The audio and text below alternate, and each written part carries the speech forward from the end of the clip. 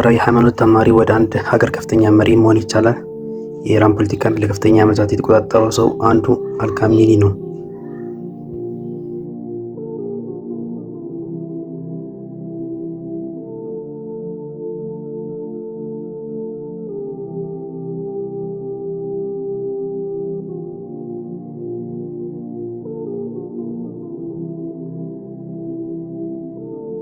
አልካሚኒ በ1939 በኢራን ከተማ መሻር ተወለደ።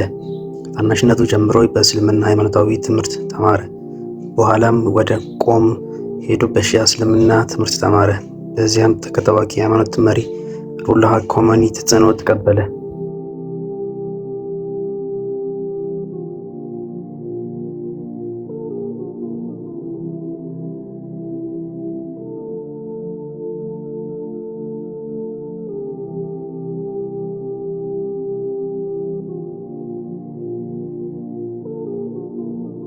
በ1979 በኢራን ታላቅ አብዮት ተነሳ።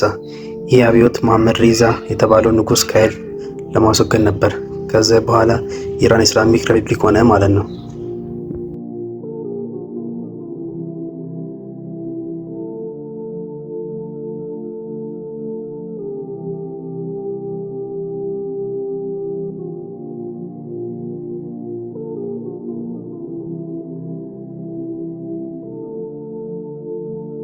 በዚህ ጊዜ አልካሚኒ ፖለቲካ ውስጥ ታዋቂ ሰው ሆነ።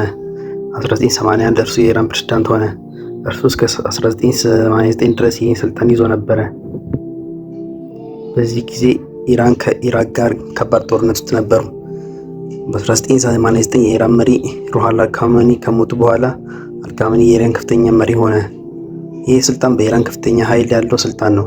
እርሱ የሀገሩን ፖለቲካ፣ ጦር እና ውጭ ፖሊሲ ላይ ትልቅ ተጽዕኖ አለው።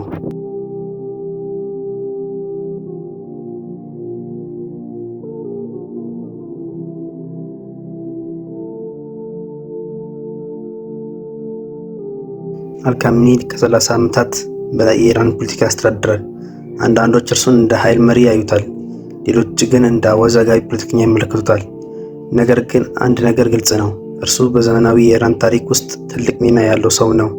እናንተ ስለዚህ መሪ ምን ታስባላችሁ? ኮሜንት ላይ ጻፉ እና ላይክ፣ ሼር፣ ሰብስክራይብ ማድረጉን አትርሱ።